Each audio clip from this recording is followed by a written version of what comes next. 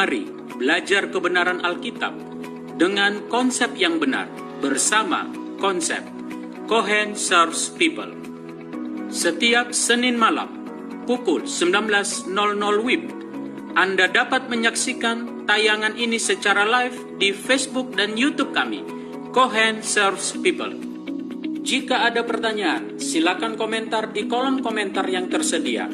Mari bersama kami dalam acara diskusi Alkitab Live bersama konsep Cohen Serves People.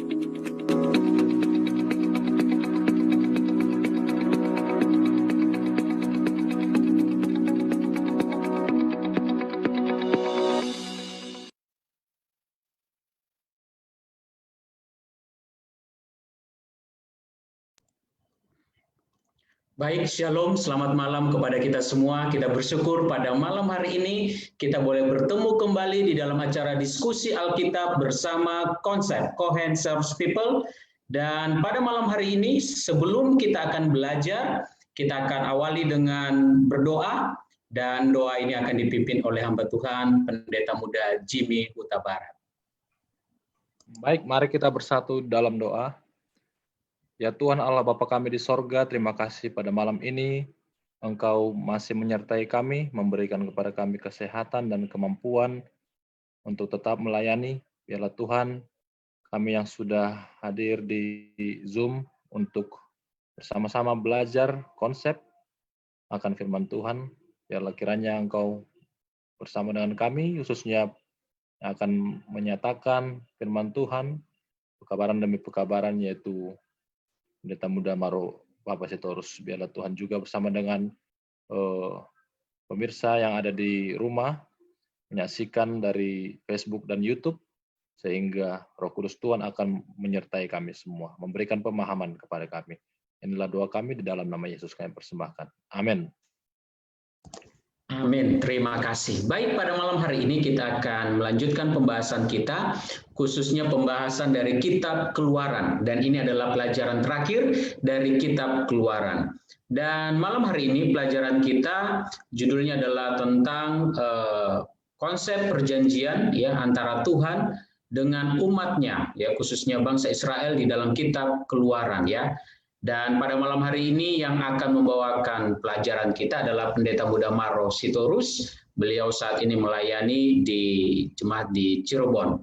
Dan pada kesempatan ini kami persilakan kepada Pendeta Maro untuk boleh menyampaikan akan pelajaran. Baik, selamat malam semua sahabat para konsep dan kita yang bergabung dalam Zoom ini. Bertemu kembali ya, dalam diskusi Alkitab Live bersama dengan Cohen. Dan malam hari ini kita memasuki pelajaran ataupun pekabaran yang terakhir ya dalam Kitab Keluaran. Izinkan saya untuk share screen dulu. Silakan Pendeta. Oke.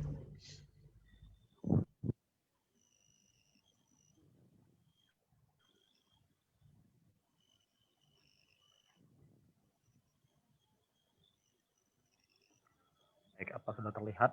Sudah, silakan. Suara juga jelas, silakan. Baik, terima kasih. Sebagai pendahuluan, bahwa Alkitab mengisahkan begitu banyak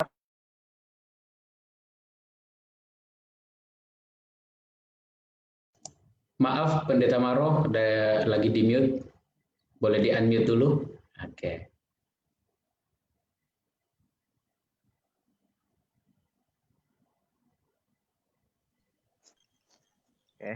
Oke, silakan.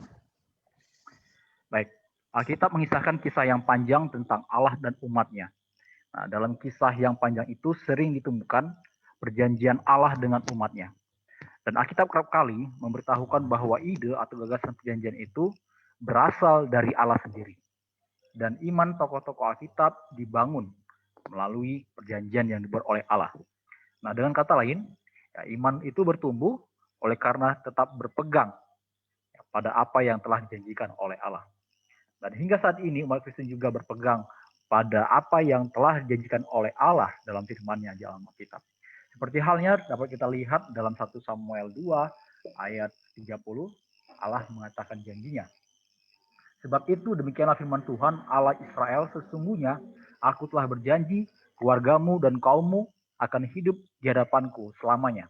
Tetapi sekarang demikianlah firman Tuhan, jauhkanlah hal itu daripadaku, sebab siapa yang menghormati aku akan kuhormati, tetapi siapa yang menghina aku akan dipandang rendah. Ya, ayat ini bicara tentang janji Allah, siapa yang menghormati Allah, Allah juga akan menghormati dia sebagai umatnya.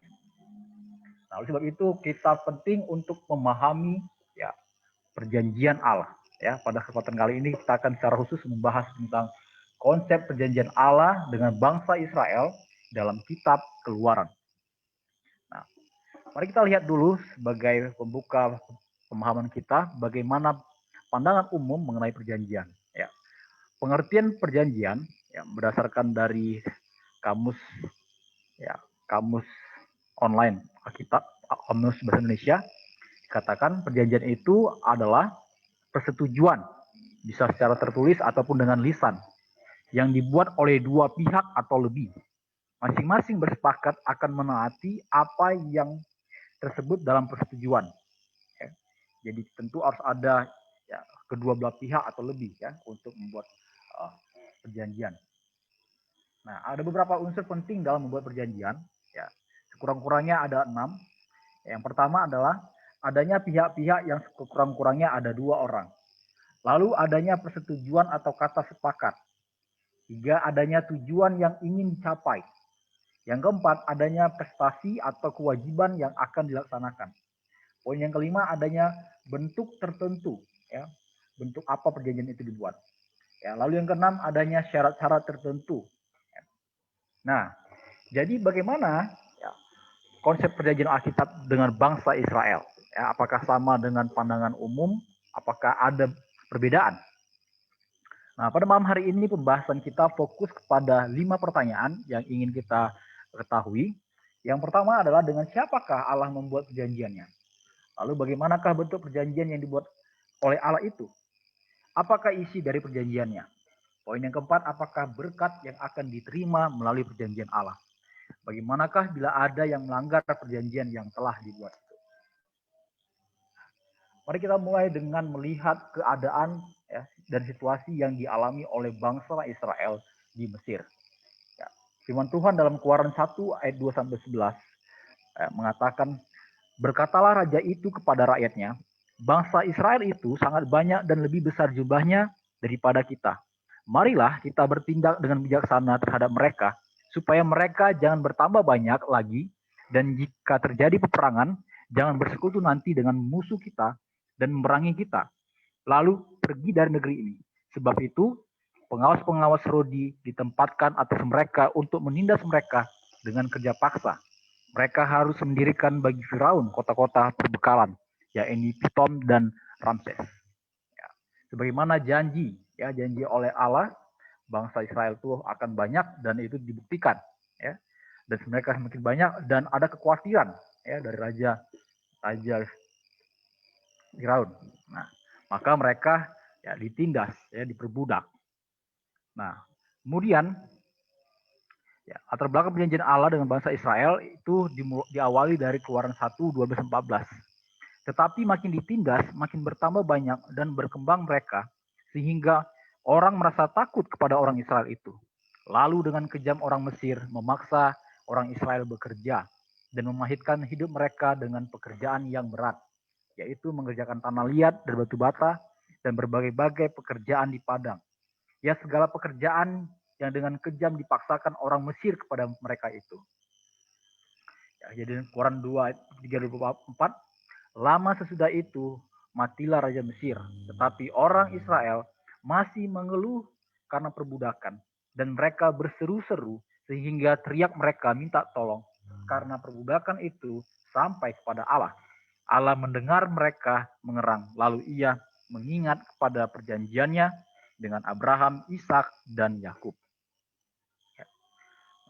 Perjanjian Allah dengan bangsa Israel ya berhubungan dengan apa yang telah Allah buat dengan Abraham, ya, bahwa bangsa Israel itu akan ditindas, ya, akan diperbudak di Mesir. Tetapi Allah akan membawa mereka keluar dari perbudakan. Nah, konsep perjanjian Allah dengan bangsa Israel, ya, pertama Allah membuat perjanjiannya dengan bangsa Israel ya setelah Israel keluar dari Mesir. Keluaran 6 ayat 5 menjelaskan, sebab itu katakanlah kepada orang Israel, akulah Tuhan, aku akan membebaskan kamu dari kerja paksa orang Mesir, melepaskan kamu dan dari perbudakan mereka, dan menebus kamu dengan tangan yang teracung, dan dengan hukuman-hukuman yang berat. Kemudian di ayat yang ke-6, aku akan mengangkat kamu menjadi umatku, aku akan menjadi Allahmu supaya kamu mengetahui bahwa akulah Tuhan Allahmu yang membebaskan kamu dari kerja paksa orang Mesir. Ya. Nah, Allah tidak mau membuat perjanjian di Mesir, tapi Allah ingin membawa mereka keluar dari Mesir. Ya. Keluar dari Mesir, dan situlah Allah membuat perjanjian dengan bangsa Israel. Nah, di sini kita dapati bahwa gagasan atau ide perjanjian itu datangnya dari Allah sendiri, ya, dan ditawarkan kepada bangsa Israel, dan bangsa Israel menerima. Ya. Di dalam perbudakan, mereka bangsa itu begitu jauh telah kehilangan pengetahuan akan Allah. Ya, di dalam melepaskan mereka dari Mesir, Allah berusaha untuk menyatakan kepada mereka kuasa dan rahmat-Nya, agar mereka dapat dituntun untuk mengasihi dan mempercayai Dia. Ya. Ini adalah alasan mengapa Allah membuat perjanjian setelah keluar dari Mesir. Ya, karena bangsa Israel itu ya belum memahami atau mengenal Allah. Kemudian yang kedua, bentuk perjanjian itu dibuat oleh Allah sendiri, ya. Israel hanya menerima, ya, sebagaimana tadi sudah saya katakan, itu terdapat dalam Keluaran 19 ayat 5. Jadi sekarang jika kamu sungguh-sungguh mendengarkan firman-Ku dan berpegang pada perjanjian-Ku, maka kamu akan menjadi harta kesayangan-Ku sendiri dari antara segala bangsa, sebab Akulah empunya seluruh bumi. Ya. Jadi perjanjian yang Allah berikan ya kepada bangsa Israel agar mereka sungguh-sungguh mendengarkan firman Tuhan dan berpegang apa yang sudah dijanjikan oleh Allah. Nah, kemudian di dalam Keluaran 24 ayat 3, lalu datanglah Musa dan memberikan kepada bangsa itu segala firman Tuhan, segala peraturan itu, maka seluruh bangsa itu menjawab serentak, segala firman yang telah diucapkan Tuhan itu akan kami lakukan. Ya, setelah Tuhan menjelaskan perjanjian, maka bangsa Israel menerimanya. Nah, pada poin kedua ini kita dapati bahwa perjanjian yang dibuat oleh Allah selalu mendatangkan keuntungan bagi manusia. Ya, selalu mendatangkan keuntungan bagi manusia. Ya, berkat yang Allah tawarkan, ada berkat yang Allah tawarkan kepada manusia. Namun pada Allah sendiri, dari sisi Allah sendiri, ya, pihak Allah sendiri, ya, mendatangkan kerugian. Ya, karena Allah harus melakukan sesuatu ya untuk manusia itu sendiri. Nah, poin yang ketiga, ya, isi perjanjian Allah itu ada dalam kitab perjanjian yang menjadi dasar perjanjian. Dalam Ulangan 5 ayat 1 dan 2, Musa memanggil seluruh orang Israel berkumpul dan berkata kepada mereka, dengarlah hai orang Israel, ketetapan dan peraturan yang ada pada hari ini kudengarkan kepadamu supaya kamu mempelajarinya dan melakukannya dengan setia. Tuhan Allah kita telah mengikat perjanjian dengan kita di Horeb. Ya. Nah, di sini dijelaskan bahwa perjanjian itu ya dibuat di Horeb. Ya. Nah, kemudian Keluaran 24 ayat 7, diambillah kitab perjanjian itu lalu dibacakannya dengan didengar oleh bangsa itu dan mereka berkata, segala firman Tuhan akan kami lakukan dan akan kami dengarkan. Ya. Musa membuka ya kitab dan membacakannya kepada bangsa Israel agar mereka tahu betul apa yang Tuhan ya buat perjanjian kepada mereka. Nah, kemudian dalam Keluaran 34 ayat 7, berfirmanlah Tuhan kepada Musa, tuliskanlah segala firman ini, sebab berdasarkan firman ini telah kuadakan perjanjian dengan engkau dan dengan Israel. Nah, perjanjian yang dibuat oleh Allah itu ya tertulis ya di dalam Alkitab, ya, dalam kitab, sehingga ya mereka dapat mengingat betul ya, karena ya, dalam masa perbudakan mereka itu cenderung lupa. Bukan hanya mereka tidak mengenal Allah, tetapi lupa. sebabnya Tuhan meminta Musa untuk menuliskannya, ya, menuliskannya agar mereka tidak melupakan, selalu mengingat dengan baik apa yang sudah dibuat perjanjian bersama dengan Allah. Nah, dalam Quran 34 ayat 28, dan Musa ada di sana bersama-sama dengan Tuhan 40 hari 40 malam lamanya, tidak makan roti dan tidak minum air, dan ia menuliskan pada lo itu segala perkataan perjanjian, yakni ke-10 firman, ya. Nah, apa yang diperintahkan oleh Tuhan kepada Musa, Musa menuliskannya dan membuatnya dalam 10 dalam firman Tuhan, ya. Lalu ada juga menjelaskan bahwa ya, hukum Allah adalah dasar daripada perjanjian yang dibuat oleh Tuhan, ya, dan merupakan satu cara untuk membawa manusia kembali kepada keselarasan dengan kehendak ilahi dan menempatkan mereka di mana dapat menurut hukumnya. Ya. Jadi harus ada dasarnya, dan Tuhan buat dasarnya itu adalah ya, 10 hukum. Ya, 10 hukum. Kemudian perjanjian itu disahkan dengan darah. Ya, perjanjian itu disahkan dengan darah. Keluaran 24 ayat 8. Kemudian Musa mengambil darah itu dan menyiramkannya pada bangsa itu serta berkata, inilah darah perjanjian yang diadakan Tuhan dengan kamu berdasarkan segala firman ini. Ya. Melalui darah yang dipercikan, ya, ya, maka mereka ya, akan ya, mengingat dan mengetahui bahwa perjanjian itu telah ya, dibuat bersama dengan Allah. Ya. Dan itu juga menjadi lambang, ya, menjadi lambang di mana dalam Matius 26 ayat 8, sebab inilah darahku, darah perjanjian yang ditumpahkan bagi banyak orang untuk pengampunan dosa. Nah, melalui darah perjanjian itu juga ya, dijelaskan bahwa ya, ada apa? Ada pengampunan dosa, yaitu melalui Yesus Kristus. Ya. Matthew Henry menjelaskan, sebuah perjanjian kusyuk dibuat antara Tuhan dan Israel sangat kusuk, ya, melambangkan perjanjian kasih karunia antara Tuhan dan orang percaya melalui Kristus. Nah, begitu Tuhan memisahkan dirinya dengan orang-orang khusus, Dia mengatur mereka dengan kata-kata tertulis seperti yang telah Dia lakukan sejak itu. Nah, perjanjian dan perintah Allah begitu adil dalam dirinya sendiri dan begitu banyak untuk kebaikan kita, sehingga semakin kita memikirkannya dan semakin jelas dan lengkap hal itu ditetapkan di hadapan kita, semakin banyak alasan yang mungkin kita lihat untuk mematuhinya.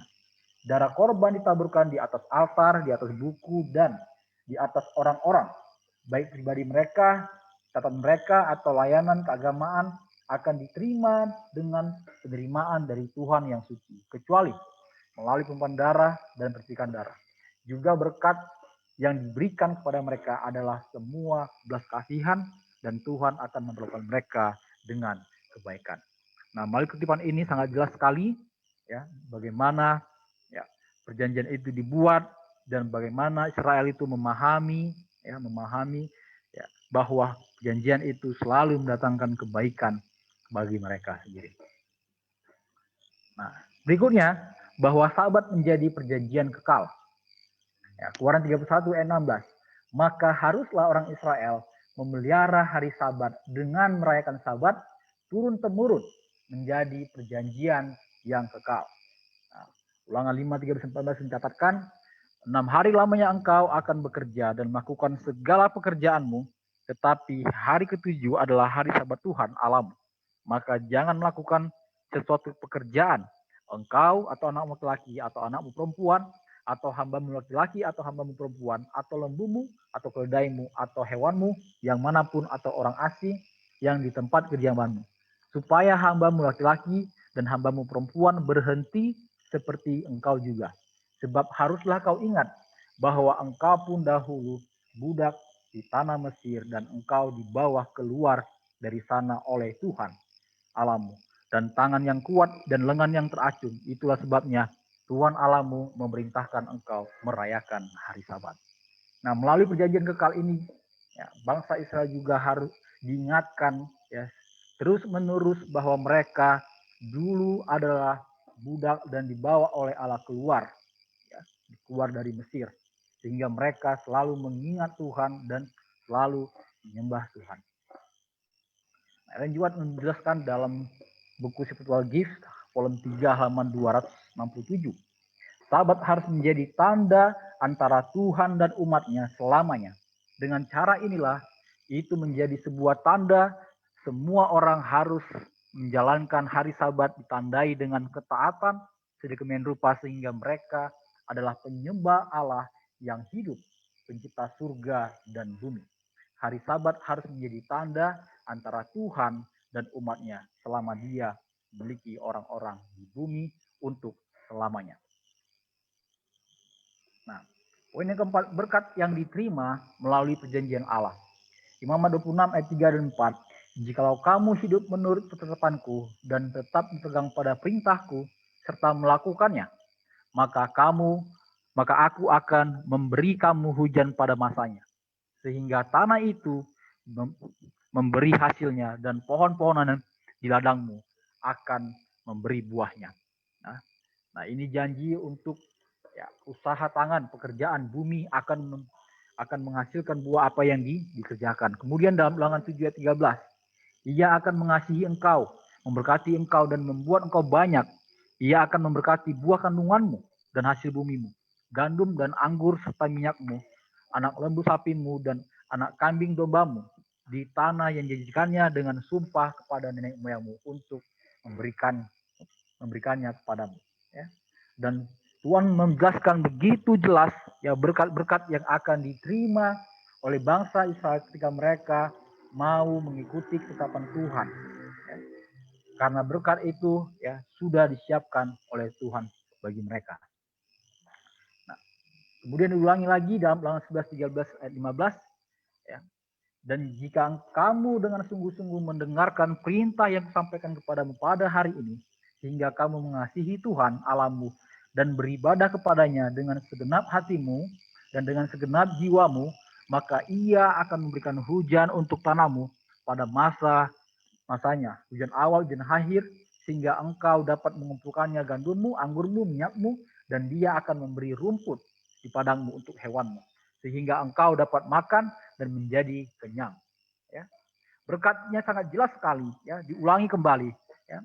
Dan kita dapat memahami bahwa Tuhan ya selalu menawarkan berkat-berkat yang luar biasa kepada bangsa Israel.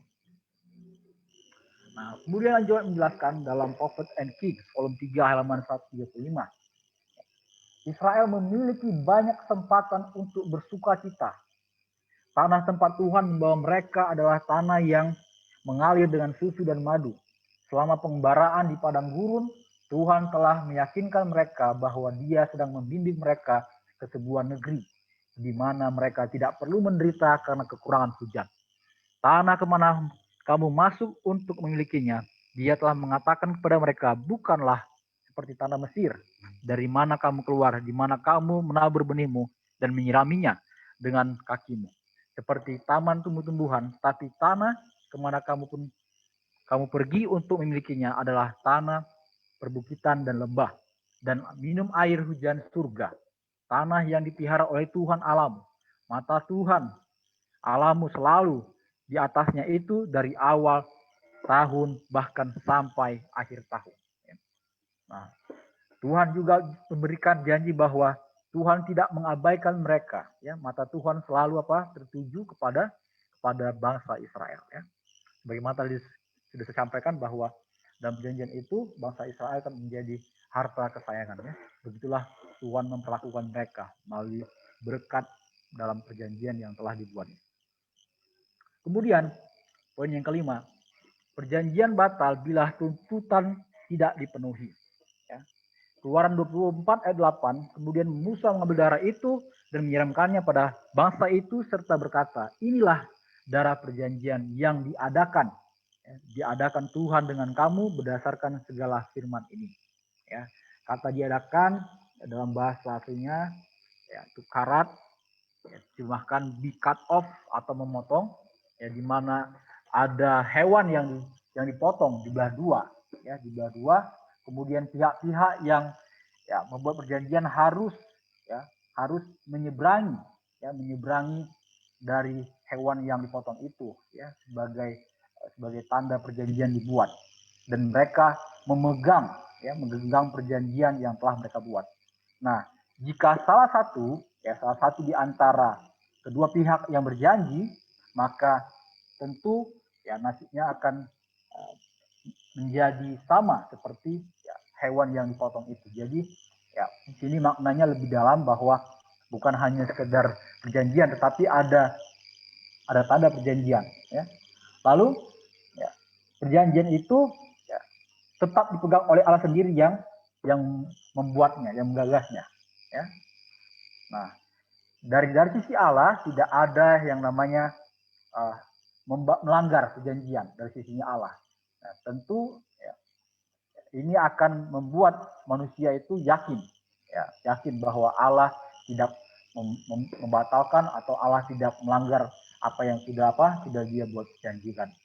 Nah, lalu ya, kita pahami di sini bahwa perjanjian itu menjadi batal ketika ya, manusia gagal, ya, ketika manusia gagal. Ya, berarti kita dapati bahwa Allah tidak gagal memegang perjanjian. Justru dari pihak manusia lah ya, yang gagal dalam memenuhi tuntutan dalam perjanjian yang dibuatnya. Ya. Nah, kesimpulan dari pembahasan kita malam hari ini ada 3 poin yang mau saya sampaikan. Yang pertama adalah bahwa perjanjian Allah selalu digagas oleh Allah sendiri dan selalu mendatangkan kebaikan bagi manusia. Ya. Ini berlaku pada bangsa Israel dan berlaku juga bagi kita hingga saat ini.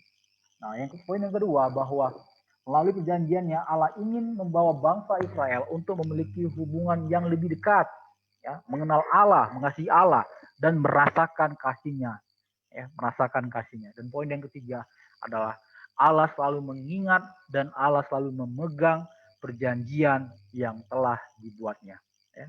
Bahwa Allah itu tidak pernah melupakan dan Allah itu tidak pernah melanggar ataupun melupakan janji yang telah dibuatnya. Nah, saya rasa ini yang bisa saya sampaikan melalui presentasi malam hari ini. Saya kembalikan kepada moderator. Terima kasih.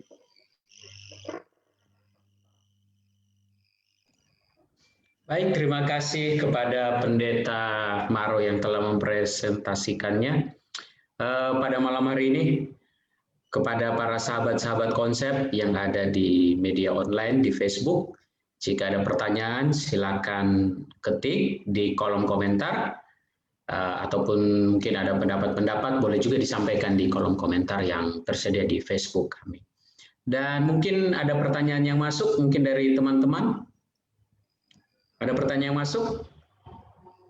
Oke, ada satu pertanyaan Pendeta Maro dan juga bisa dijawab oleh pendeta-pendeta muda yang lain.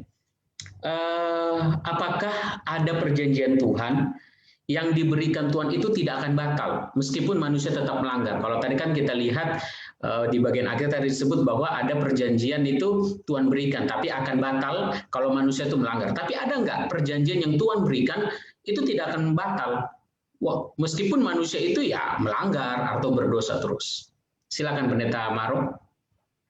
Baik, sejauh ini yang saya pelajari sejauh ini bahwa tidak ada pelanggaran yang batal ya dari Allah sendiri, tidak ada ya terkait tentang perjanjian dengan manusia, tidak ada, karena ketika Allah sudah mau perjanjian tentu Allah akan pegang ya, Allah akan pegang itu ya, dan Allah menunjukkan bahwa apa yang dijanjikan dia dilakukan agar mereka yang pihak yang lain yang berjanjian tetap percaya ya, dengan Allah itu sendiri. Mungkin itu yang bisa saya. Baik, terima kasih. Berarti Pendeta Maro maksudnya bahwa kalau Tuhan melakukan perjanjian itu hanya sepihak ya? Apakah hanya sepihak atau dari dua belah pihak bersama-sama untuk membuat perjanjian? Nah, kalau membuat perjanjian itu adalah sepihak karena yang membuat dan memberikan perjanjian itu adalah Allah sendiri kepada manusia, ya, kepada manusia. Lalu manusia ya, menerima perjanjian yang telah dibuat oleh Allah. Baik, terima kasih. Mungkin dari pendeta muda yang lain ingin menanggapi pertanyaan tadi, bagaimana dengan perjanjian ini? Apakah ada mungkin pendeta Jimmy? Silakan pendeta Jimmy. Ya, jadi tadi pertanyaannya apakah sepihak begitu ya pendeta ya? Iya. Ya, jadi memang perjanjian ini biasanya ada seperti tuntutan ya. Tuhan berikan ini kalau engkau melakukan ini, seperti itu ya. Lalu kemudian di dalam pelajaran yang tadi sudah kita lihat, bagaimana Tuhan itu tetap memberikan berkat-berkat kepada mereka yang selalu mendengarkan firman Tuhan katanya, yang berpegang kepada perjanjianku. Ya, mereka akan menjadi umat kesayanganku. Jadi sepertinya ada ada usaha juga yang kita harus lakukan ya di dalam mencapai apa yang Tuhan akan lakukan itu. Jadi tidak semena-mena Tuhan memberikan segala sesuatu kepada kita, lalu kemudian kita buat apa saja yang kita mau. Tuhan kan baik, Tuhan sudah janji Dia akan sertai. Lalu saya suka-suka hati ya, nggak bisa juga seperti itu ya. Kita harus tetap juga menjaga kehidupan kita untuk tetap berkenan di hadapan Tuhan melalui firman yang sudah Dia sampaikan kepada kita. Terima kasih. Itu mungkin tambahan, pendeta. Baik, mungkin ke pendeta muda Dwi. Apakah perjanjian itu akan tetap selalu ada meskipun manusia itu melanggar, ataukah perjanjian itu sebenarnya siapa yang membatalkan? Kira-kira lebih tepatnya begitulah. Jadi beberapa perjanjian itu sifatnya bersyarat. Ya, jadi Allah berjanji, kemudian ada tanda perjanjiannya itu, misalnya sunat, itu ada perjanjiannya. Kemudian itu tanda-tanda perjanjian. Kemudian ada 10 hukum Tuhan yang ditulis di dalam loh batu, itu perjanjian tanda perjanjian bagi orang Israel pada zaman itu, ya kan? Dan biasanya perjanjian itu seringkali diawali dengan kata jika, ya, jikalau kamu menurut dan sebagainya maka kamu akan mendapatkan ini. Inilah perjanjian, begitu. Tapi ada perjanjian yang sifatnya kekal, di mana contoh perjanjian Allah dengan Nuh, ya, dengan tandanya adalah pelangi. Itu selama ada pelangi itu, maka kita tahu bahwa Allah tidak akan pernah memunculkan air bah lagi. Begitu. Itu sifatnya memang ya sudah kekal seperti itu. Ya, jadi walaupun manusia mau buat seperti apa, Allah sudah berjanji seperti demikian.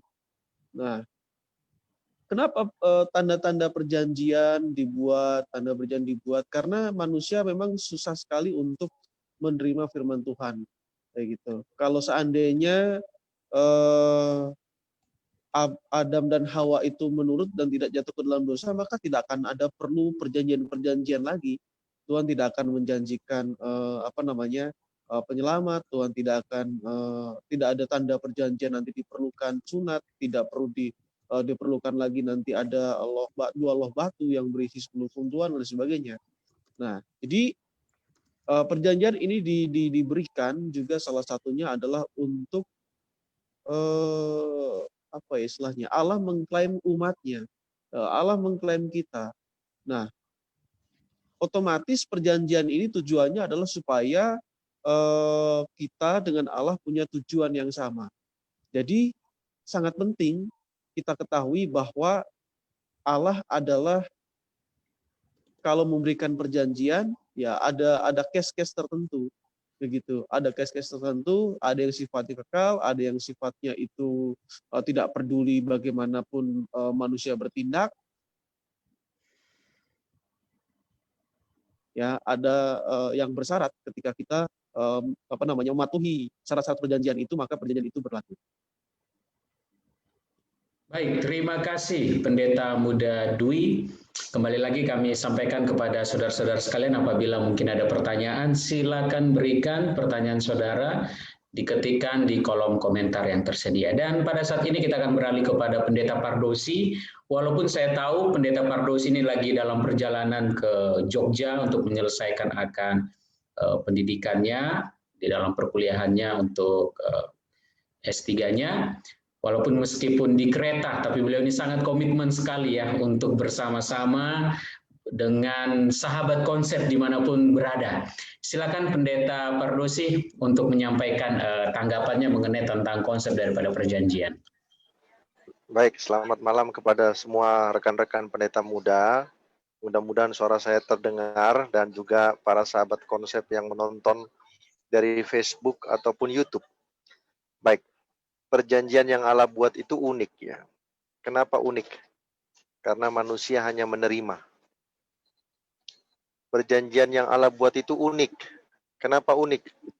Karena Allah tidak mungkin mengingkarinya. Perjanjian yang Allah buat itu unik. Kenapa unik? Karena hanya manusia yang mendapatkan keuntungan. Baik itu secara jasmani, terlebih secara keselamatan. Allah membuat perjanjian dengan manusia itu selalu ada kaitannya dengan keselamatan. Dengan keselamatan, ya. Walaupun mungkin ada juga item-item tentang berkat-berkat jasmani, tapi itu intinya adalah keselamatan. Nah, oleh karena keselamatan itu adalah sangat penting bagi manusia. Nah, kalau tadi ada pertanyaan dari Pendeta Muda Adrian yang tadi disampaikan, apakah ada perjanjian itu menjadi batal karena manusia melanggar perjanjian itu? Ada yang menjadi batal, tapi ada yang tidak batal walaupun manusia itu melanggar. Apa itu? Perjanjian datangnya keselamatan melalui Yesus. Itu nggak pernah batal. Contohnya, keselamatan itu datangnya dari Abraham. Apakah Abraham buat kesalahan? Abraham buat kesalahan. Dia ambil Hagar. Padahal Tuhan katakan anak perjanjian itu datangnya dari Sarah. Tapi dia ambil Hagar. Lalu apakah Tuhan berganti kepada orang yang lain?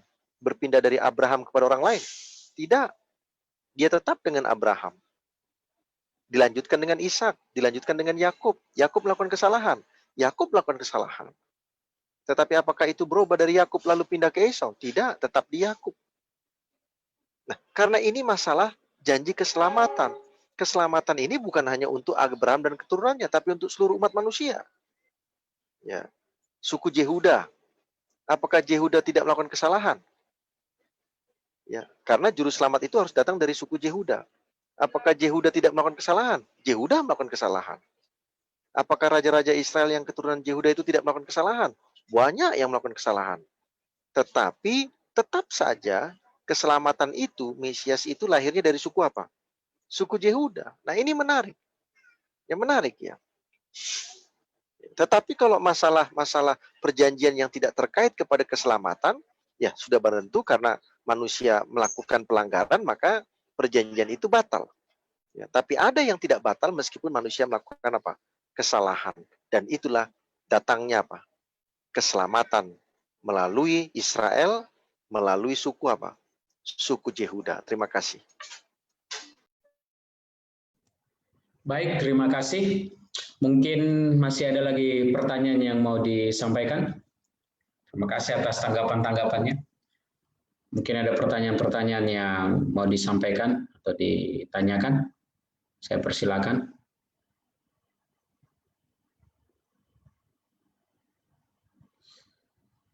Oke, kalau begitu mungkin pertanyaan selanjutnya. Mengenai tentang tadi disinggung tentang hari Sabat. Hari Sabat itu kan perjanjian Tuhan dengan umatnya juga, dan itu adalah tanda daripada umat Tuhan. Kenapa kok hari Sabat itu harus jadi perjanjian? Emang sepenting apakah hari Sabat itu? Sehingga itu disampaikan kepada orang-orang Israel pada saat itu. Karena tadi kalau di dalam pembahasan itu kan disampaikan. Nah, kenapa kok hari Sabat itu begitu sangat penting bagi umat-umat Tuhan?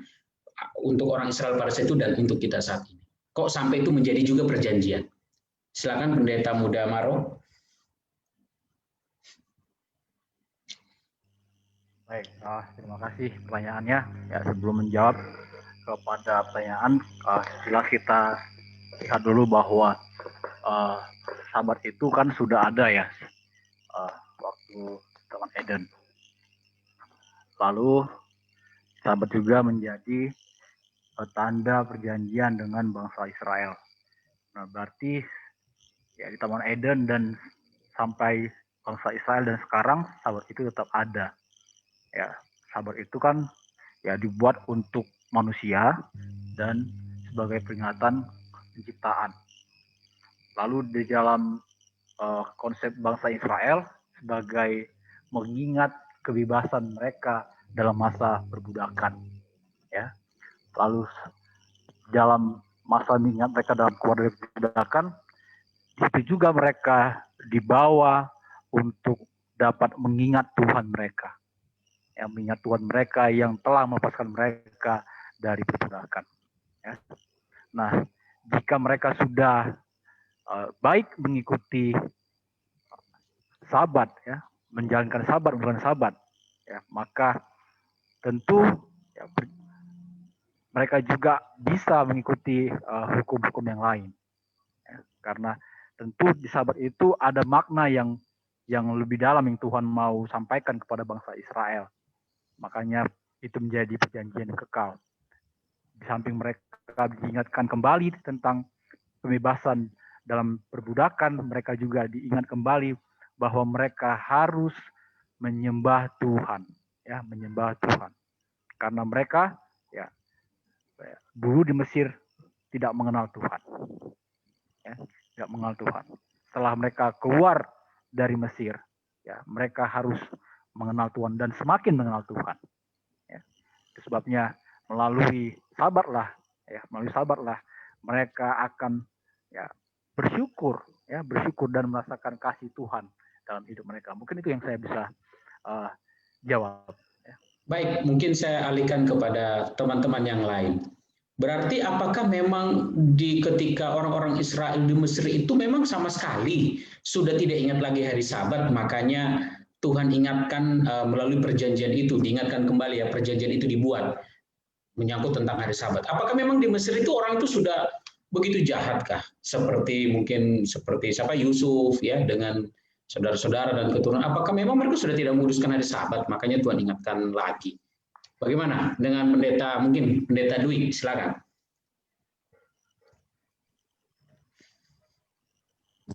Ya, kalau kita melihat mengenai sahabat ini berkaitan dengan perjanjian, yang pertama kalau di Keluaran 20 disebutkan di sana berkaitan dengan penciptaan. Ya, 6 hari lamanya akan bekerja karena Allah melakukan penciptaan selama 6 hari.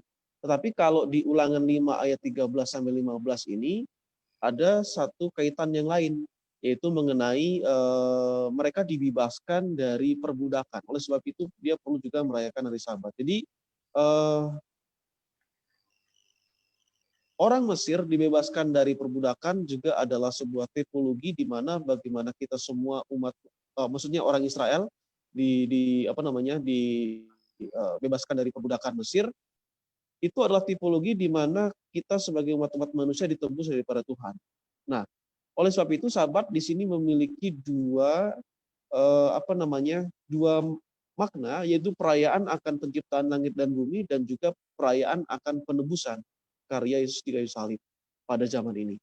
Nah, ini adalah sesuatu hal yang sangat penting di mana kita sebagai umat-umat manusia mengingat Allah, begitu. Mengingat Allah, mengingat pekerjaan Allah.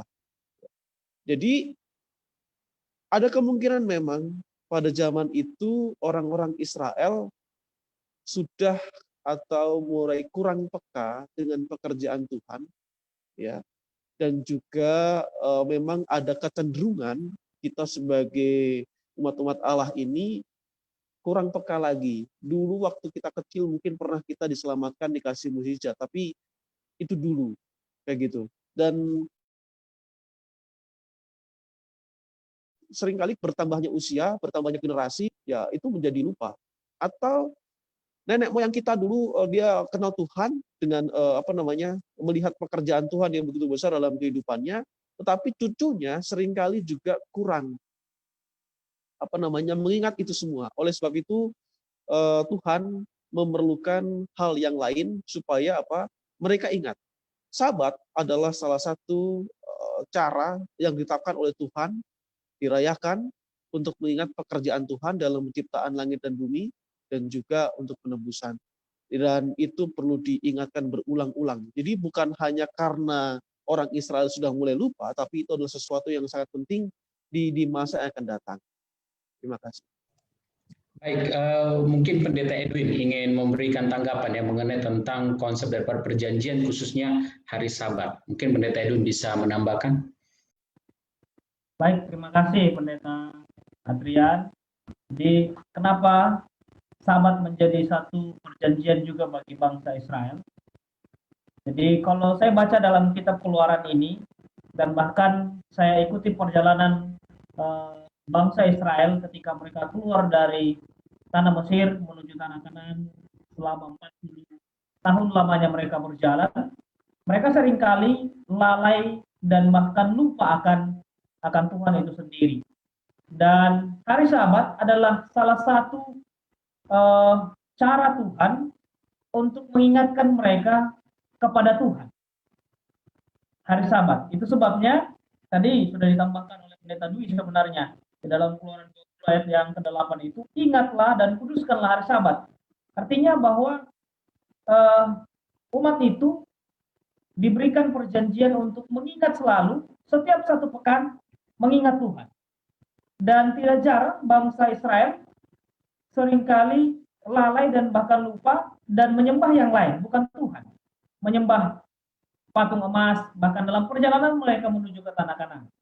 Dan saya mau tambahkan sedikit lagi, dalam Yeskel 20 ayat yang ke-20 tentang hari Sabat ini, jelas di sana dikatakan, kuduskanlah hari-hari Sabatku, sehingga itu menjadi peringatan di antara aku dan kamu, supaya orang mengetahui bahwa akulah Tuhan Allah. Jadi, kenapa hari Sabat Tuhan kasih menjadi satu perjanjian? Supaya bangsa itu tahu bahwa Tuhanlah yang memimpin mereka, dan juga Tuhanlah yang menebus mereka. Terima kasih. Baik, terima kasih Pendeta Muda Edwin. Sebelum beralih ke Pendeta Pardosi, mungkin ada yang saya mau tambahkan di pertanyaan ini ya, mengenai konsep akan hari Sabat. Kita tahu bahwa hari Sabat itu perjanjian antara Tuhan dengan umatnya. Bahkan di Taman Eden, ketika selesai penciptaan, Tuhan berhenti, dia kuduskan dan dia berkati. Pertanyaan saya waktu di Taman Eden juga, ini pertanyaan tambahannya juga untuk Pendeta Pardosi. Apakah pada saat di Taman Eden pertama kali hari Sabat itu Adam dan Hawa sudah menguduskan Sabat, ataukah hanya Tuhan sendiri yang menguduskannya juga? Dan kenapa kok di Keluaran ini diingatkan kembali tentang konsep daripada perjanjian dengan hari Sabat ini?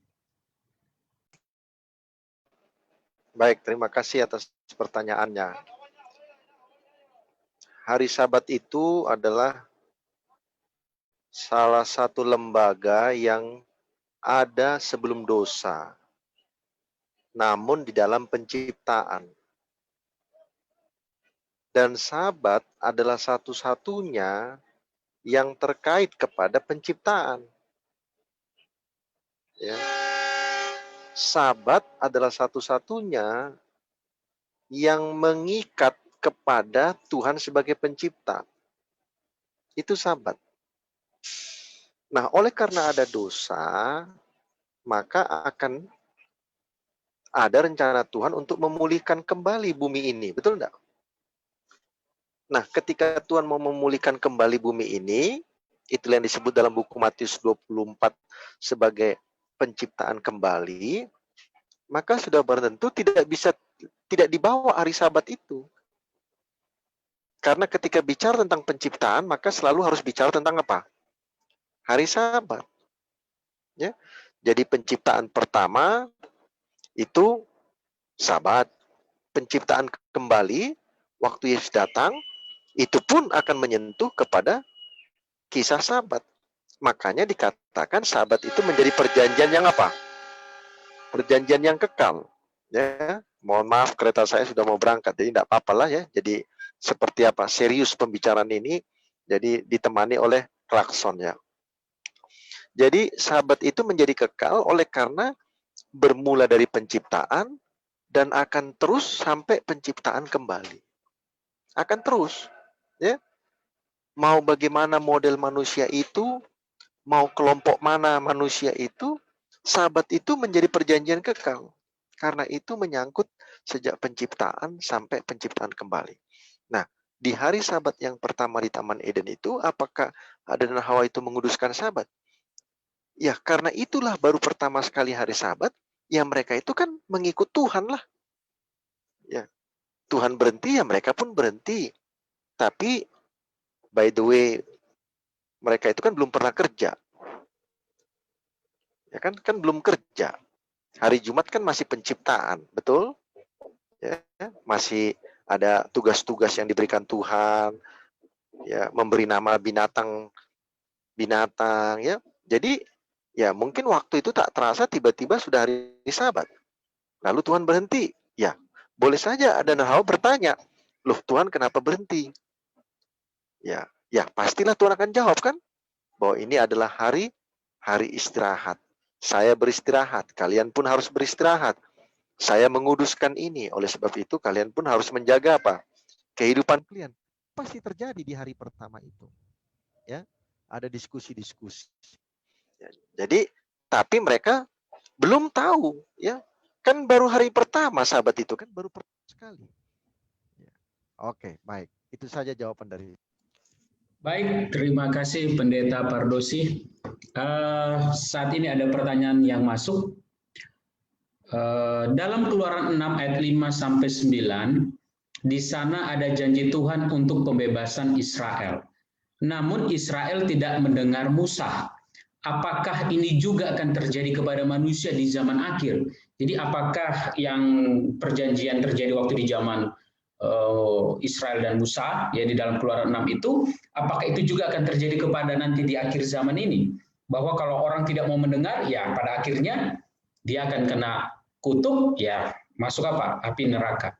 Dan apakah tidak ada lagi percaya akan janji Tuhan untuk kanan surgawi? Nah, apakah itu sama atau berbeda? Bagaimana Pendeta Maro? Silakan. Baik, pertanyaan menarik ini ya, karena perjanjian itu ya selalu ada yang percaya, ada yang tidak, ada yang mau ikut, ada yang tidak, gitu ya. Sebagaimana yang terjadi pada bangsa Israel, ya mereka juga ya tidak percaya kepada janji Tuhan.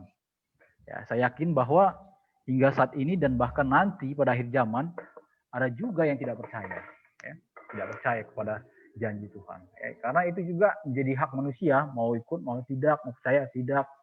Ya, Tuhan kan tidak bisa paksa-paksa. Ya, Tuhan juga tidak paksa-paksa. Namun, yang perlu kita pahami adalah bahwa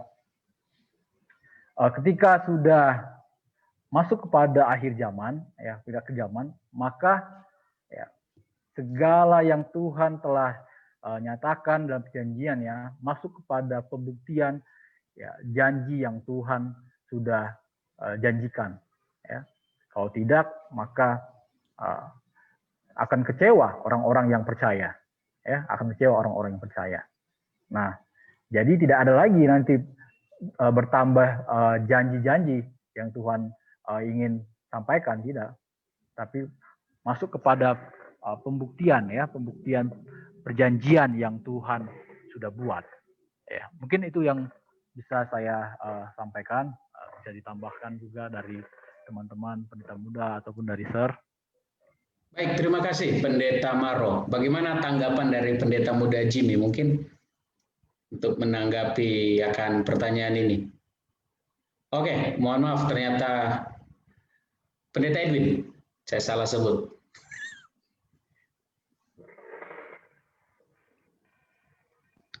Ya, baik, terima kasih Pendeta Adrian. Jadi memang di dalam merespon akan panggilan dan juga janji itu seringkali memang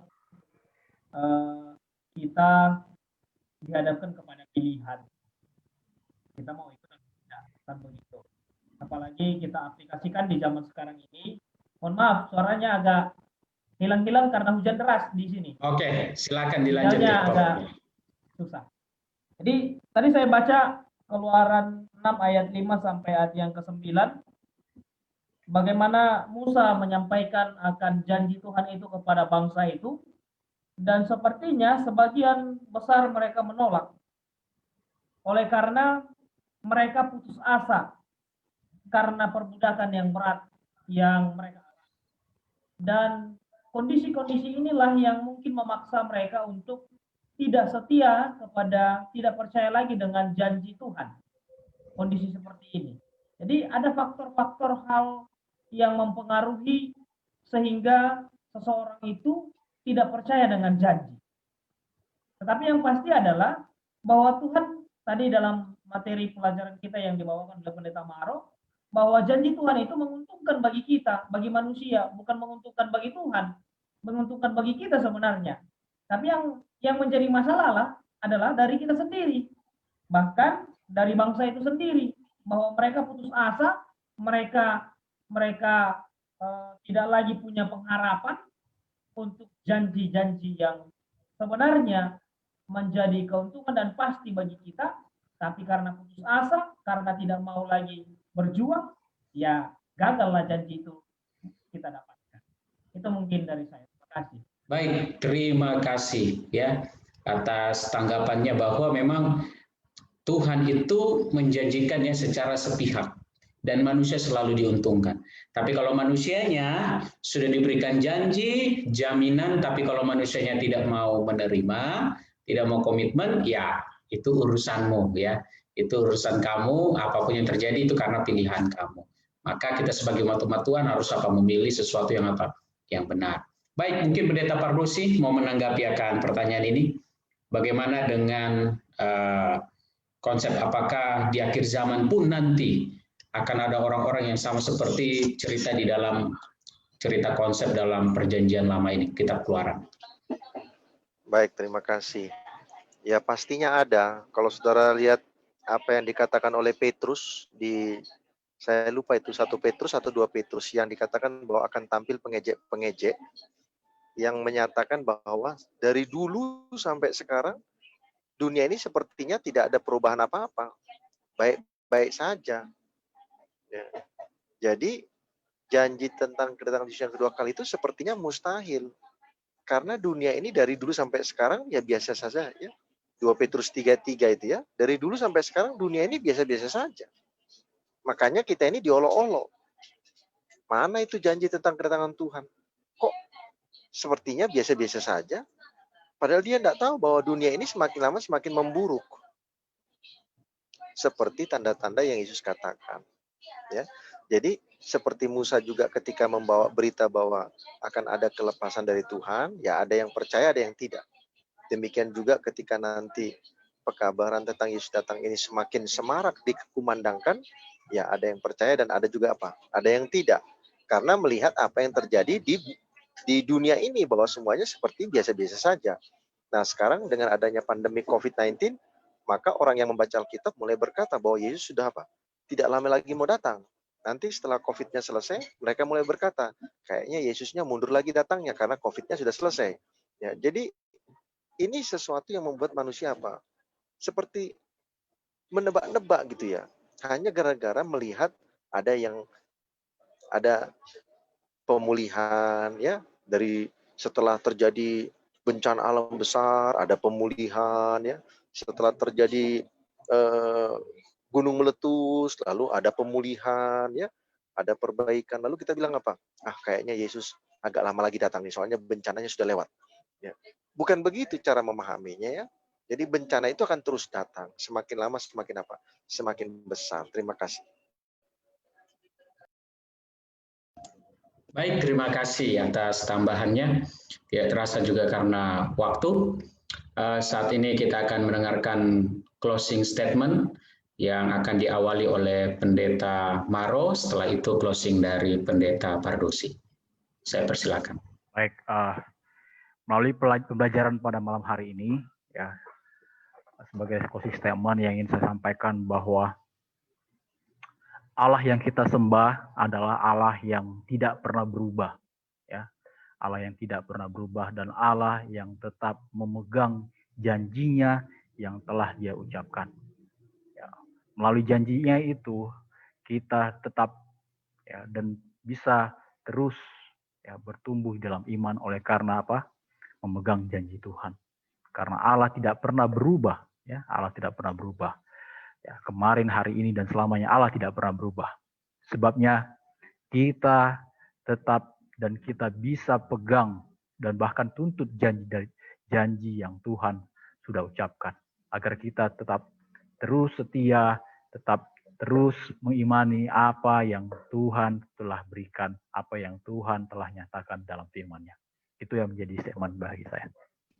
Silakan kepada Pendeta Pardosi. Baik, perjanjian itu sebenarnya adalah kasih karunia Tuhan kepada manusia. Bukan karena manusia itu baik, makanya Tuhan mau buat perjanjian dengan manusia. Bukan. Justru karena manusia itu jahat, berdosa, maka Tuhan membuat perjanjian dengan siapa? Dengan manusia. Dan itulah kasih karunia. Setelah Tuhan menawarkan kasih karunia kepada manusia, lalu Tuhan memberikan syarat-syaratnya. Betul. Hal-hal apa yang harus dilakukan oleh manusia supaya perjanjian itu menjadi nyata, supaya perjanjian itu terjadi. Ya, berkatnya itu terjadi. Jadi saya mau tekankan malam ini, perjanjian itu sebenarnya adalah kasih karunia Tuhan. Ya. Nah, di dalam kasih karunia itu ada hal-hal yang kita harus ikuti. Ya, tidak sekedar kasih karunia, ada yang harus kita ikuti. Ya, supaya apa? Kita bisa melihat bahwa inilah kasih karunia. Ya, terima kasih banyak. Baik, terima kasih. Pada malam hari ini kita telah mengikuti kegiatan diskusi Alkitab. Dan tidak terasa sudah waktu, kita akan menutup kegiatan kita. Dan saat ini untuk menutup kegiatan kita, yang akan berdoa Pendeta Muda Dwi Cahyono. Baik, mari kita berdoa. Bapa di surga, terima kasih ya Tuhan pada malam hari ini. Kami, anak-anak-Mu, telah dapat berdiskusi melalui pelajaran yang disampaikan oleh Pendeta Muda Marupa Pastorus. Terima kasih ya Tuhan atas pertolongan dan berkat Tuhan, hikmat yang sudah Engkau berikan kepada kami, sehingga kami boleh memahami dan mencerna apa yang tertulis dalam kitab suci. Dan biarlah apa yang sudah kami pelajari pada malam hari ini akan menjadi sesuatu yang baik bagi kami, untuk memperbarui iman kami, maupun mempertajam perjanjian-perjanjian kami bersama-sama dengan Tuhan. Biarlah kami semua sebagai umat-umat Tuhan dapat mengingat semua pekerjaan Tuhan, maupun janji-janji Tuhan untuk kehidupan kami di masa sekarang maupun di masa yang akan datang. Biarlah kasih karunia Tuhan menyertai kami, dan kami semua akan bersama-sama dengan Tuhan pada kehidupan yang kekal nanti. Terima kasih Bapak, kami berdoa untuk sahabat-sahabat kami yang ada di Zoom ini maupun yang ada di rumah mereka masing-masing yang menyaksikan kami melalui media online. Biarlah mereka semuanya diberkati dan ditolong oleh Tuhan, dituntun oleh Tuhan untuk semakin dekat kepada Tuhan. Terima kasih Bapak. Kami serahkan semuanya ke tangan-Mu. Di dalam nama Tuhan Yesus kami telah berdoa dan mengucap syukur. Amin. Amin. Terima kasih. Dan kepada para sahabat konsep, tetap saksikan kegiatan diskusi Alkitab, dan di bulan Desember nanti kami akan tetap bersama-sama dengan para sahabat untuk melayani, akan melalui firman Tuhan ya, berdiskusi Alkitab. Dan pembahasan kita pada bulan Desember adalah tentang pekabaran-pekabaran dari Kitab Imamat. Pastikan saudara untuk boleh hadir bersama-sama dalam media-media online kami, di Facebook dan YouTube kami di Cohen Service People. Saudara boleh menyaksikan akan setiap tayangan kami, dan pastikan sepanjang bulan Desember nanti pembahasan-pembahasan kami adalah menyangkut tentang perayaan-perayaan ataupun upacara-upacara yang dilakukan oleh orang-orang Israel. Jadi kalau saudara mau belajar tentang acara yang dilakukan oleh umat-umat Tuhan di zaman Israel, baik seperti Hari Raya Pendamaian, ya, pengampunan dosa dan yang lain-lainnya, saudara pastikan untuk hadir di setiap pembahasan kami di bulan Desember nanti. Terima kasih juga kepada Pendeta Pardosi yang sudah bersama-sama dengan kami meskipun di dalam perjalanan di kereta api menuju Jogja. Biarlah Tuhan juga akan berkati dalam perjalanan agar tiba di sana dalam keadaan baik-baik. Terima kasih kepada kita semua. Tuhan memberkati. Selamat malam. Malam.